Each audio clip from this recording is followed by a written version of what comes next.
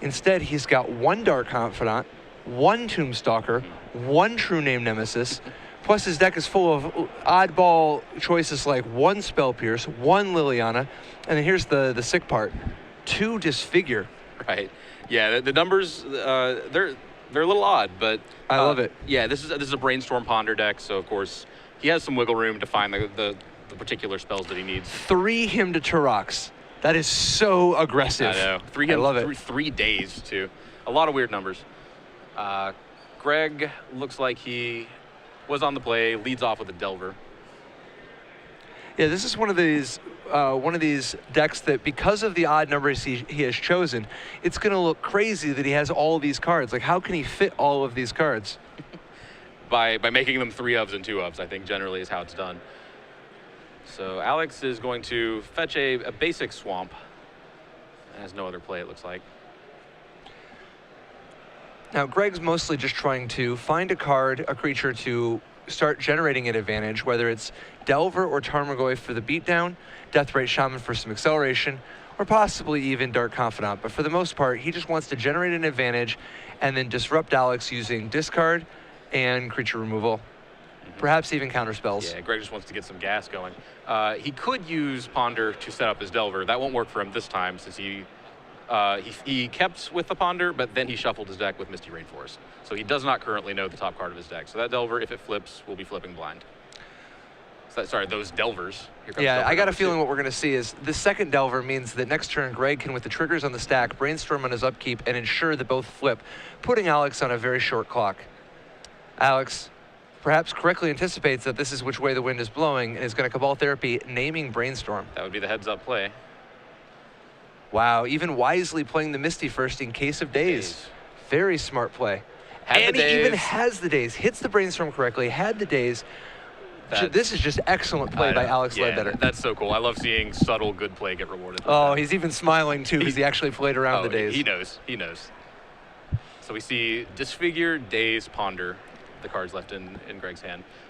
Greg doesn't get to upkeep flip the Delvers with Brainstorm, but he does still have that Ponder. So. And we'll see. He's got almost a 50-50 shot of flipping cold. Misses this time. Hits Wasteland. Alex's deck actually fairly well insulated against Wasteland. He has 2 forests, 1 island, 1 swamp. He can fetch enough basics to cast all of his spells, including the namesake spell Aluren. Yeah, Wasteland basically can only be used against him 2 ways, which is first to keep him off of, knock him back down off of 4 sometimes, since he can be stuck sometimes without access to double green if he only had 1 forest, if he had to use like a dual land for a second one, or the more likely, hitting his 1 Taiga. Now, not everybody's going to realize that Alex only has 1 Taiga. I mean, he only has 1 Savannah also, but white is not nearly as crucial. If he hits the 1 Taiga, it makes it so that he can't Imperial Recruiter as a backup plan. He can only use it for the combo. Sure. Other than, obviously, the Deathrite Shaman. I didn't even realize that he had a Taiga, yeah. His primary game plan is not to actually cast those Imperial Recruiters. Right. The 2 forests, 1 island, and 1 swamp are enough to cast the bulk of the cards in his deck, which allow him to actually go off Aluren, letting him play all the creatures in his deck for free. Greg gets some Ponders going on. Very likely those Delvers are going to flip next turn. Now, if Alex is going to play Eternal Witness this turn, he would not be able to get a basic, but it looks like that is not his plan. He is on the value plan. Are we going to see a Baleful Strix? If we see a Baleful Strix, I would expect it to immediately hit the graveyard. He does have that therapy. He does know some of the cards in Greg's hand. Yeah, the nice thing about Baleful Strix as a potential blocker, though, is that it destroys Greg's only counterplay he has going. Flips by revealing Force of Will. So Alex knows about Daze, Disfigure, and now Force of Will. So he knows that Greg has Force of Will up. Fortunately, he does have the therapy in his graveyard. There goes the Disfigure, so he no longer knows about that one. Greg bashes in. Looks like it's going to drop Alex to 9. That's a 2-turn clock, so Alex needs to get something going here. Yeah, now the good news is for Alex, he's got an Intuition in his hand, which can find the Aluren. Misty Rainforest provides green mana, so he can actually search up a forest, Intuition off of all basics, and then next turn drop the Aluren, and win the game with the Imperial Recruiter in his hand. That would work. He does know about those counters, so he has to worry about that. If you're Greg here and Alex passes and then end step casts Intuition, you got to snap off the force there, right? Oh, yeah. Definitely, which is very likely going to lead to a spot where Alex has to try to Eternal Witness. The problem is he's running out of time. What he's trying to figure out is how can I make 2 plays in 1 turn? So you would have to somehow cast the Intuition and a creature this turn, and I don't think his deck can do that. Does he have a... No, he does not. He doesn't have a Dryad Arbor. That would give him access to a creature and the mana to cast Intuition in 1 turn. We're likely just going to see 2 forests here, making sure that his mana base can't be disrupted. It's possible that he goes with a duel, but he does stick with the 2 forests. Falls to 7, not to 6, importantly, so still on a 2-turn clock from those $2. The question, though, is what can he do to draw out that Force of Will that gives him the best chances of winning next turn? Eternal Witness, maybe well, it's his best shot, I think. Okay, interestingly, taps the island, leaving Swamp up so that he can recast Cabal Therapy when he gets it, but changes his mind, switches to an island, representing Brainstorm. It could also be trying to influence Greg to not counter it. That could be the case. He actually, I feel like he wants Greg to counter it, though. Yeah. It's not clear to me what the plan is. Okay. Bounces the Strix. Strix. Okay, Strix will buy him the turn he needs. Well, no, it won't. It would buy him the turn he needs when combined with something else. Well, so the real challenge here is that the Strix, or because the Eternal Witness did resolve, Alex now has 1 more potential blocker in his hand or 1 more way to go off. So it looks like he...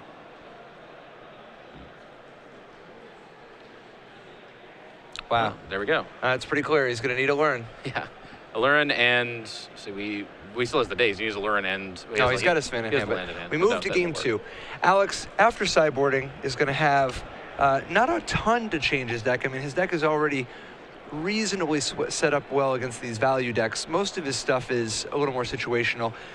The one card that I think he might want to really consider, though, is Carpet of Flowers. I mean, obviously, he might bring in Abrupt Decay. He generally just has that as an answer against most people. But the Carpet of Flowers is an anti-blue card that can give him some pretty powerful acceleration. Often 1 or 2 mana extra, letting Aluren come down even as early as turn 2 or 3 in the right circumstance. Definitely. Yeah, Carpet of Flowers it really shines against blue decks in Legacy because, well, all blue decks, but particularly Delver decks. Delver decks tend to rely on kind of taxing counters like Daze, sometimes Spell Pierce. So that extra mana, it not only lets you cast your additional spell in 1 turn sometimes, it also will let you fight through counter magic that you couldn't otherwise. Meanwhile, Mitchell has a lot more potential ways to interact. What all does he have? So Greg Mitchell will bring in, he does have the 1 Spell Pierce, of course, Aluren the card to fight over, so that answers it. Greg Mitchell, his sideboard is full of 1 and 2 of, so he has a lot of diversity. Vendilion Click, Force of Will. The Abrupt Decay is a possibility, but I don't think you want it here. Golgari Charm, definitely real good. Krosan Grip is real good. Yeah. I even like Sylvan Library just to draw some extra cards. Yeah. We were talking about Greg's kind of weird numbers earlier. A 1 of Sylvan Library in the board. That's Surgical Extraction is particularly important because of Intuition.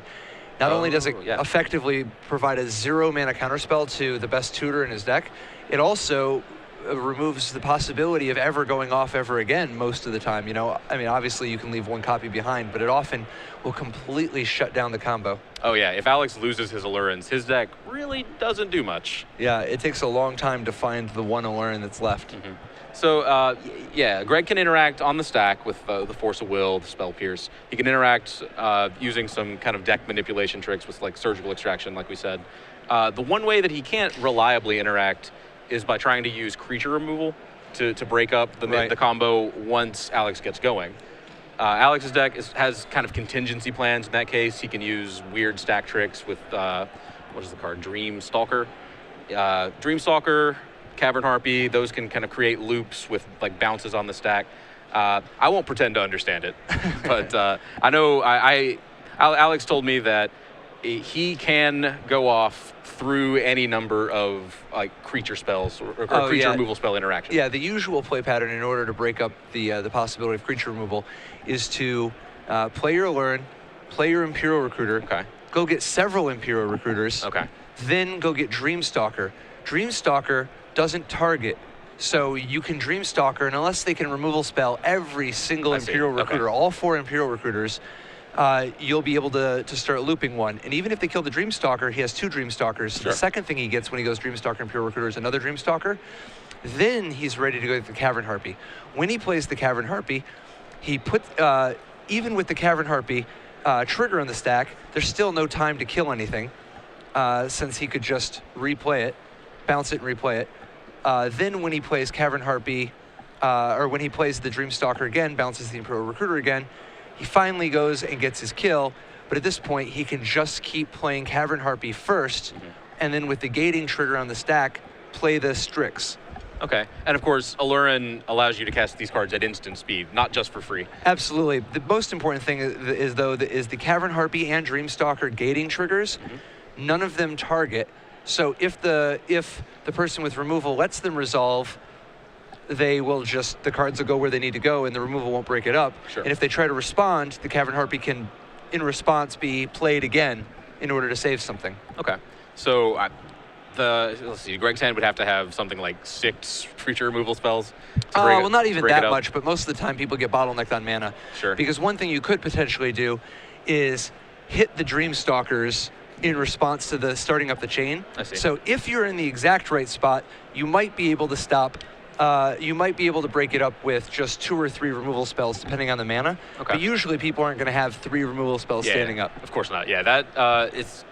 And even if they do, the Aluren player's board is going to be much larger because of the number of cards you can cycle through. Yeah. Most of the creatures in Greg's deck actually replace themselves in some fashion. So, yeah, if Alex goes off in that way and actually does get broken up somehow, he still has a fine board from there. Well, the other big thing is that once he starts going off, the Aluren player will often be able to go off again in response if he has any pieces of the combo in his hand, you know? This deck has a lot of resilience. Wow. Aluren is such a cool combo. I'm really excited to actually see it in action. We were talking about the number of commander cards that have made an appearance in Alex Ledbetter's deck. He's got access to Baleful Strix and Shardless Agent in the main deck, but he also has Toxic Deluge in the sideboard. Now, it's unlikely he's going to want in this matchup. It's a possibility given the Delver beatdown we just saw, but Toxic Deluge is sort of secretly the 3-mana damnation. Yeah, for sure, especially in this deck that really does not care about his life total as long as it stays above 0. So Greg Mitchell, looking to begin another Delver of Secrets beatdown draw. Alex gained a huge advantage last game from successfully Cabal Therapying Brainstorm. It's not clear that this game is going to go as smoothly without any discard spells. Yeah, does not have a play on turn 1. Looks to... He can set up his hand with the Brainstorm into fetch land this turn, and it looks like we see mostly lands and some Brainstorms there. It's hard to tell what particular pieces of the combo he has tucked in the back of his hand there. I did not see an Aluren, though. Greg does not flip the Delver, gets in for 1, is looking to just build his board as much as possible. A Tarmogoyf would be right on time right now. Thoughtseize definitely works. Something to interact. You want to just spend these early turns slowing Alex down, making sure that you're either speeding yourself up or slowing your opponent down. Alex does get the opportunity here to Brainstorm in response to Thoughtseize. This way he can protect some key card, or potentially if he has just an embarrassment of riches, he might just shuffle away his chaff. As we've seen so many times, he's fetching up basics to dodge Wasteland. Yeah, definitely. I'm almost excited for this Thoughtseize to resolve. I would love to know what Alex is hiding over there. Again, it looks like mostly land. Now, what's interesting is that Parasitic Strix, if it ends up in the graveyard, could potentially be taken by a Surgical Extraction or a Deathray Shaman.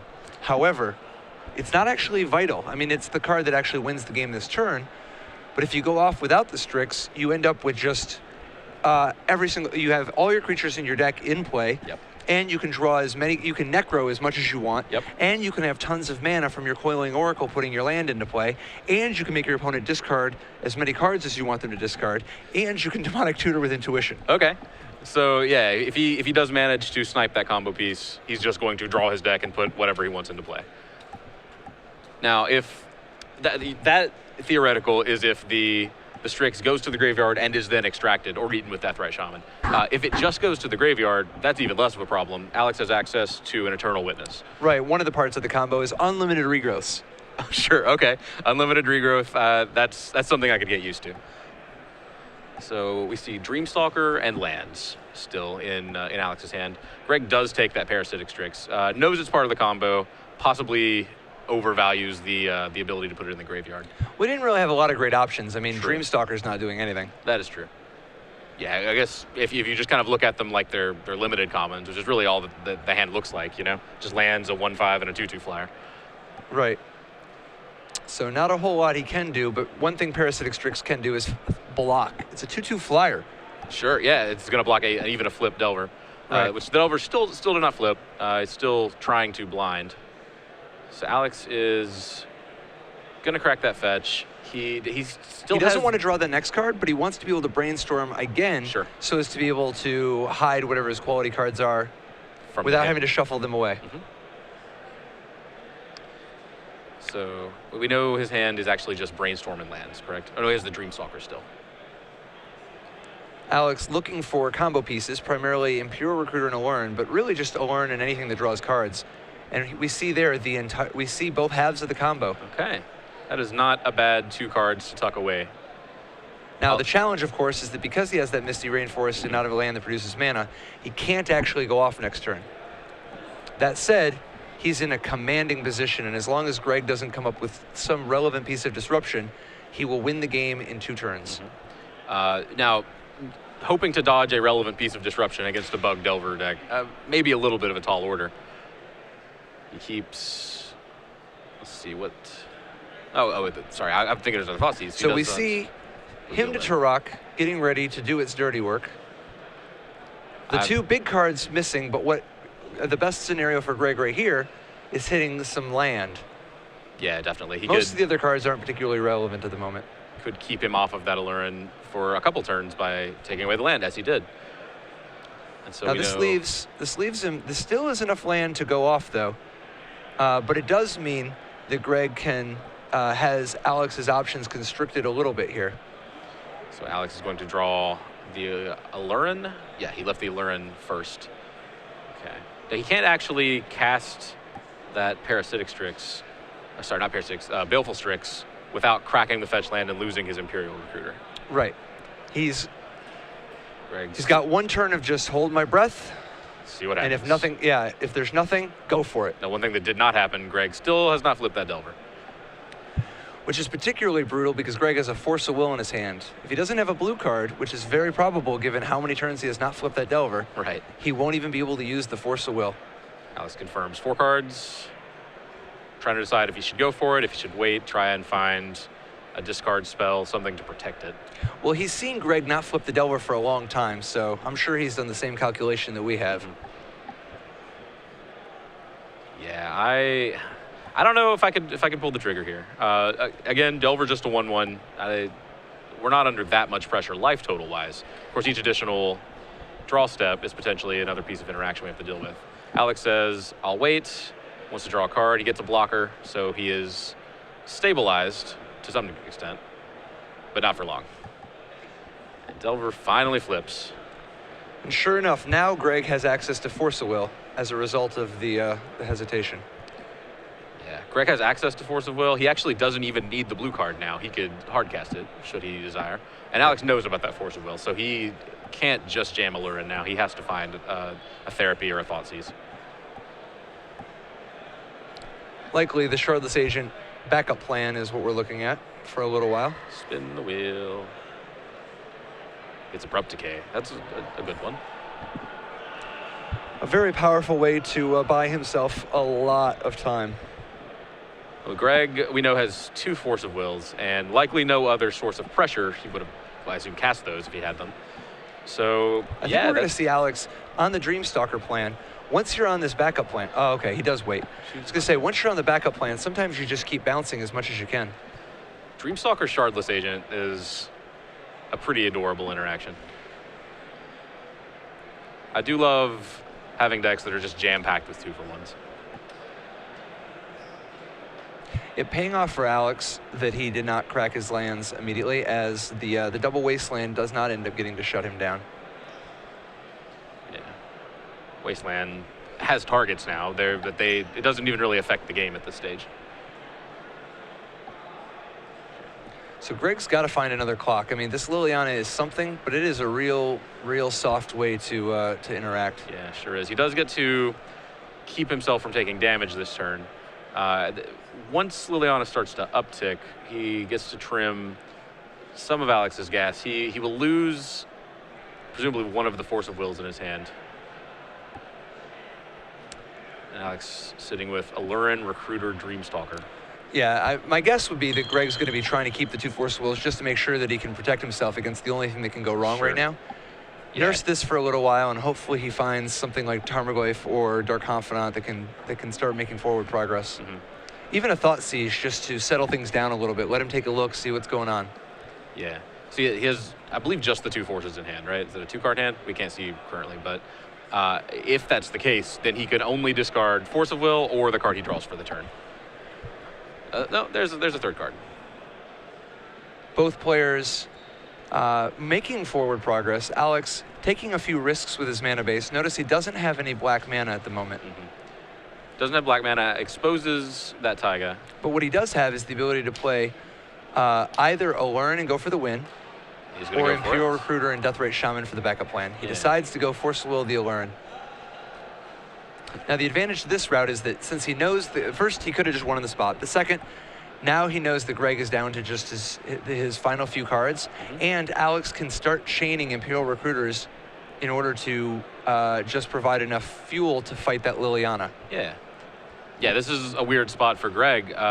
Normally he is the deck that takes best advantage of Liliana, but Alex, his deck is full of 2-for-1s. All of his cards replace themselves. He can continue to develop his board, but still have cards in hand to feed the Liliana should Greg continue to take it up. Oh yeah, plus by playing a Deathrite Shaman here, he basically ensures that the Liliana is not going to be super effective. Definitely. Not only does he have cards to pitch, he has cards to sacrifice and still maintain a board presence. Absolutely. It's very interesting to see the player with Liliana in play just not be able to contain his opponent still. Liliana normally kind of a backbreaker. So he had the Deathrite in his hand, so he doesn't need to fetch one with here. He's going to go with Shardless Agent. Oh yeah, definitely not. No. Just playing both in the same turn to use his mana efficiently. The only reason not to is if you believe that Deathrite is the best card to discard. No, yeah. He just wants to commit his board as much as possible to make sure that he can overpower that Liliana. I mean, he's going to win the backup value plan the way things are going. It looks like. Do we know that last card in Greg's hand? Is it the... We didn't get a chance to see. So Liliana has to make the ever tough decision. Do you tick up when you don't even really want to be discarding cards, knowing that you're doomed in 2 turns anyway? Or do you sack the Liliana just to kill a 1/1? Yeah, that 1/1 has already done its job. Although sitting in play in a deck that contains things like Dreamstalker. Okay, so he's going to use 2 of his cards, including losing his Liliana, to clear Alex's board. Alex does still have that Shardless Agent that Greg knows about. Yeah, and Alex does not have black mana yet. There we go. Shardless Agent will provide. Oh wow. What was the target? Aluren. Okay. And as you said, Very respectable. Once very that respectable Aluren target is out of Alex's deck, it's just kind of a pile of small value creatures. Yeah, now, we are squarely on the backup plan. Sure. Now, as we've seen so far this game, the backup plan of small value creatures, nothing to sneeze at. That it can definitely carry the day, and it kind of looks like it's going to have Alex at the advantage right now. Greg mostly out of gas. Yeah, the Shardless Agent, he can cast, start developing his board, and then as soon as he finds a black mana, he can actually start looping with Cavern Harpy, the Shardless Agent, 5 mana at a time. Now, this is kind of a weird interaction. The Dreamstalker enters play while the Shardless Agent's still on the stack, so it can't actually bounce the Shardless Agent. Chooses instead to bounce an island. Replays, can he cast anything? No. Passes the turn. Greg just land go. That's not what you need here. The beats continue. These are some mediocre beats, but I certainly respect them. Definitely. Now, I'm guessing we're going to find 3 sources of black mana here, so as to ensure that the Cavern Harpy backup plan can start. Yeah, Alex drew Cavern Harpy that turn. He can bounce the Shardless Agent or the Dreamstalker and then bounce the Shardless Agent, but I don't see why he would do that, given that he does not have Aluren in his deck anymore. Yeah. The long and the short of it is we're going to just keep beating down, and Alex is going to try to draw as many more cards as he can, continuing to fill the board with random 1/1 and 2/2 idiots. Huh. He is given Polluted Delta. Okay. The looping the Shardless Agent is going to basically just be the equivalent of drawing cards with selection and getting them into play, because at this point, Greg doesn't really have a lot of great ways to take over the game beyond putting down a big blocker. And what big blockers does he have access to? He has the 1 of Tombstalker. He has 3 Tarmogoyfs, 1 Tombstalker, and 1 True Name Nemesis are the primary ways that he could actually defend himself in this position. And against Deathrite Shaman and Baleful Strix, I don't even see those doing enough. Delver's a start. Alex with an ever-growing supply of beatdown creatures. His mana's a little wonky. I mean, a Taiga and 2 forests is not how you really want to be doing this, Yeah. but It's okay because he has almost an overwhelming board presence. It's very strange to refer to 1/1s and 2/2s as overwhelming, but that's a lot of cards in play, and continuing to replace themselves and grow each turn. wow, that was big. Miracle's Golgari Charm. That is going to... That's huge. Yeah. I mean, it's not necessarily going to win the game or anything, but that's exactly what he needed. That's Definitely. the only sweeper he has access to is the 2 Golgari Charms. So that's going to leave Alex with 2 Deathrite Shamans, and I believe that's it. No, he has a Dreamstalker under there too. Right, so this is hardly paralyzing, but even still, we're probably going to see exactly that Delver stay home on defense, and the Golgari Charm at instant speed, so as to temporarily shrink any potential attackers that live, like the Deathrite Shamans. Greg sits with it face up. You know I have it. I know I have it. You know it's coming. Come at me, bro. And Alex does. Now the question will be, does he block the Shardless Agent? Looks like he does not. Yeah, that Delver, I would think too important. Oh, he does. No, he does. Okay. Yes. All right, so Greg giving himself a little bit of breathing room. Not much, though. Those 2 Deathrite Shamans, now he can only use 1 a turn, but those 2 Deathrite Shamans mean that Greg is dead next turn unless he draws something. And packs it up. So we're going to game 3. Alex Ledbetter ties it up 1-1 with the backup plan. His Alurens were surgically extracted. However, the mediocre beats prevailed. Mediocre beats, not so mediocre. Particularly when every creature you're beating with provided you with another creature to beat with in your hand. So Greg he basically saw the mediocre beats. We don't know if that was the thing that was on his radar, but how do you prepare for that plan in game 3? Do you change anything? Are you more concerned with that? Do you board the extractions out? They're still good. Yeah, I mean, the fact that surgical extraction is a pretty hard counter to intuition alone is enough to justify the space. He doesn't have access to anything like Toxic Deluge, so I don't think we're going to see anything crazy. I think he just has to come out aggressively in the beginning. He can't let it get to that point. Yeah, for he sure. has to have a creature that is advancing his board. Alex Ledbetter's side, nothing really out of the ordinary, a whole lot of hanging out, and that was really smart play on his part. He played around Force of Will, and then he set himself up to have the best possible chances so that when his Aluren was Force of Willed, he could just try to grind Greg out. One thing that we did see Abrupt Decay out of Alex. That's a card we weren't sure if he was going to board in, but he used it to very good effect to buy time. Greg, he doesn't have that many threats, and the only 2 cards, well, the only 2 threats in Greg's deck that can't be killed by Abrupt Decay are the 1 of Tombstalker and the 1 of True Name Nemesis. Well, I mean, Greg's deck isn't super threat heavy anyway. Abrupt Decay is not at its best when you have to kill 1-drops like Delver and Deathrite Shaman, but you still do it. What Alex doesn't realize is that Greg only has 1 Dark Confidant and 3 Tarmogoyfs. Most people playing these Bug Delver decks would have quite a few more, making Abrupt Decay a better play. Additionally, you never know how many people have Engineer Plague. anybody who's got this kind of variety, this kind of range, they are live to have an Engineer Plague, and a single Engineer Plague completely shuts down the combo by naming Beast, making Cavern Harpy unable to loop. So Abrupt Decay, one of those safety measures against the unknown, that even if they don't have the thing you're scared of, you can often get some value out of it. Okay, yeah, that makes sense. Yeah, Engineered Plague, a card that is kind of on the rise, basically because of True Name Nemesis. Exactly. True Name Nemesis, Elves gotten more popular, Death and Taxes gotten more popular. So yeah, it certainly makes sense that that you should preemptively prepare yourself for Engineered Plague, even if you don't know it's coming. I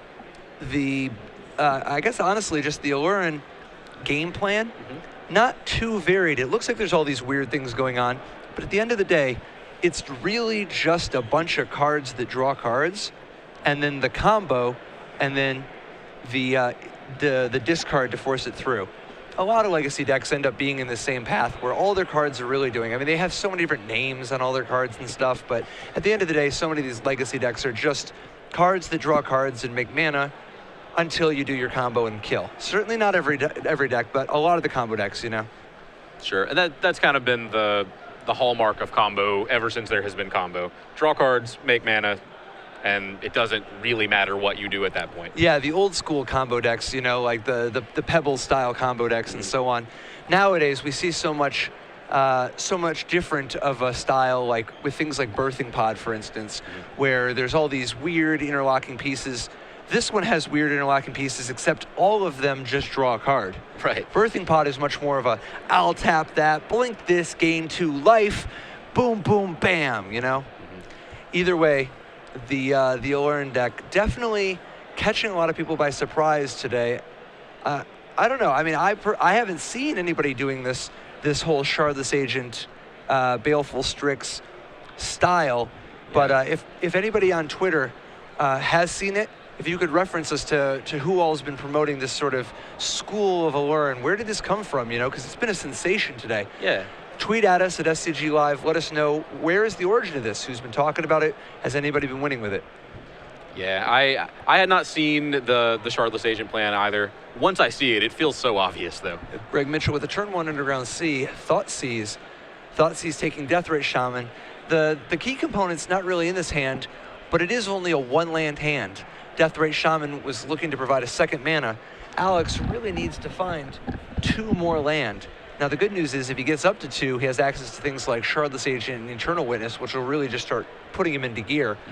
But until he has 2 more mana, he's just going to be hanging out, minding his own business. Yeah, now, if he finds 1 additional land, he does get to cast Abrupt Decay, which presumably will buy him some amount of time. We can reasonably expect Greg to play a threat of some kind next turn, and he won't get to keep it for long, assuming Alex gets to cast that Abrupt Decay.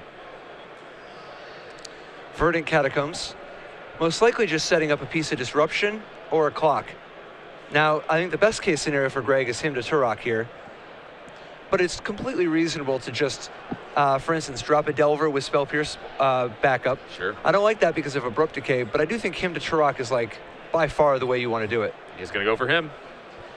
It's so weird to me to see him as being resolved. I'm a Magic Online player at heart. I'm used to things being automated. This process, the choosing cards at random dance. I know you're an old school player. You've been playing him since day 1.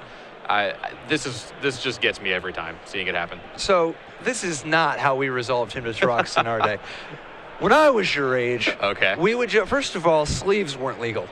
Second of all, we would you put your hand up, and the other person just picks the cards they're going to do. Okay. And that's how you do it. Well, what if someone just kind of the one they wanted to have discarded, they just kind of prop it up a little extra, right? That's the reason. No. But the second thing, if somebody is, if you're concerned that somebody's looking at your backs to tell what set the cards are in, you can also just put your hand over it and tell them to pick a number between 1 and 5 or 1 and 6 or whatever. Okay.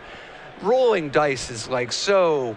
I mean, we might as well just flip coins to determine the outcome of the match. So formal, right? I mean, we're formal. Yeah. I don't know if I would call flipping coins for money formal. That's more like we're on the street corner playing, just playing craps, and it's like, ponder. Yeah. Being resolved. Most likely not looking for any coin flip cards because this is Magic the Gathering. This isn't Pokemon. You don't just flip coins. Fair enough.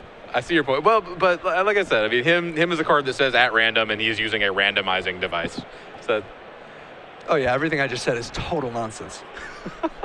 it's okay. I didn't notice. All right, Alex, continuing to look for another land now that Wasteland has severely thrashed him. Yeah, that Wasteland was. He has Brainstorm, big. but it's super dicey because, my goodness, is he flirting with a potential Brainstorm lock, where you brainstorm yourself and realize, I got nothing coming. True. Now, that wouldn't. He's obviously got to go for it.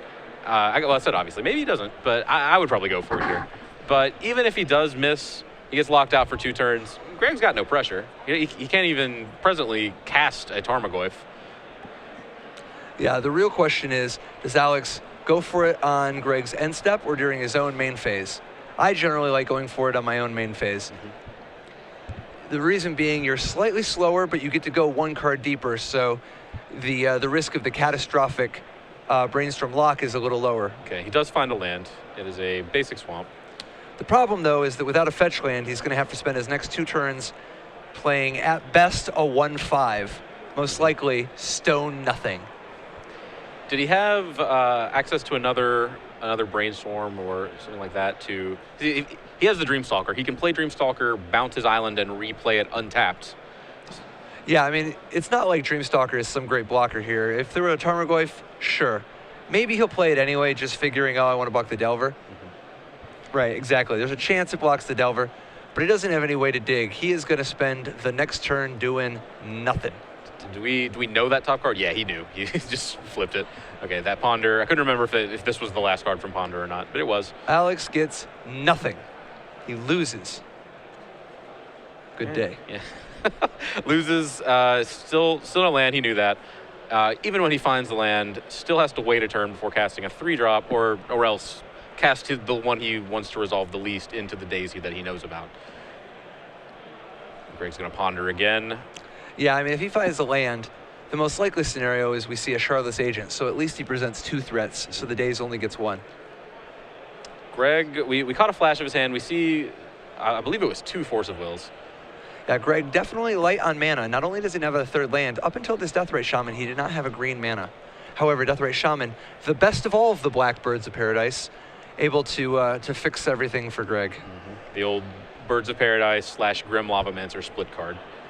Yeah, it's basically what happens if you're like, okay, well, what if Birds of Paradise was black, and also a Grim Lavamancer, and also could gain 2 life a turn, and also let's give it +1/+1 just to really send the message home. Yeah. Plus make it a living Tormod's Crypt. Carpet of Flowers sticks. That's going to add 2 additional mana for Alex next turn. Which. Yeah, but I don't think Greg buys it. Oh, he's not going to let that resolve, you don't think? It's not clear. Says no.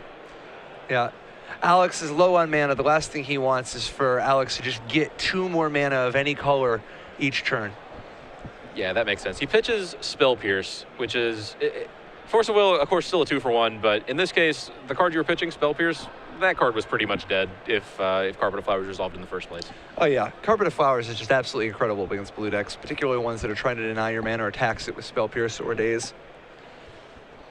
Alex falling to 9 from that swing. Another him. That's a good one. Here we go. Who, him? These randomizing devices again. Yeah, we're getting a word. We're getting word from the people in the stream that apparently the best way to resolve the randomization method is the old roll 2 dice and add them together method to pick 1 number. Okay. A popular favorite for when people have 7 cards but only 6-sided dice. Fair. That was an Aluren, which Alex currently can't cast.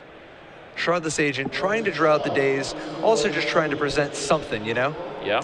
Now, likely we'll see the Daze hit the Brainstorm since the Shroudless Agent doesn't really do a ton. You know what one of my favorite things to do in Magic is? What is one of your favorite things to do in Magic? Staple Brainstorm onto my spells. Just play any spell, also Brainstorm. Yeah. I mean, I don't blame you. I just like stapling. So that Brainstorm does not resolve. So I'm sure Alex loves stapling Brainstorm onto things as much as I do. Missed the stapler this time. Yeah. Now, I've never actually stapled a Brainstorm to anything, but I used to be all about the stapling the Ironroot Tree Folk and the Hill Giants to the wall. Sometimes you got to. When you're sitting at Gen Con, you're on the floor, people are playing Chaos Orb, stuff gets real. Chaos Orb, man, when your opponent's going to play Chaos Orb, there are no rules. Staple your cards to the wall if you have to. I'm going to take your word on that. Parasitic Strix comes down as a potential blocker for the Delver of Secrets. That's what Legacy's really about. 2 Windrakes coming down to block 3/2s. Oh, yeah. Oh, yeah. But it's not even just any Windrake.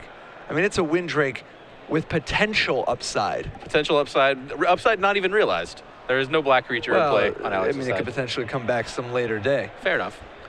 The nice thing is that it's an artifact creature, meaning that anybody playing Terror is going to have no luck. Ancient Grudge, on the other hand. Or, yeah, but we're not going to see that out of Greg. That's true. He could, well, what do we have? No? He has Crossing Grip in the sideboard. Crossing Grip, there we go. Yeah, but Alex has already thought of that. Okay. Alex. So Shardless Agent getting in there.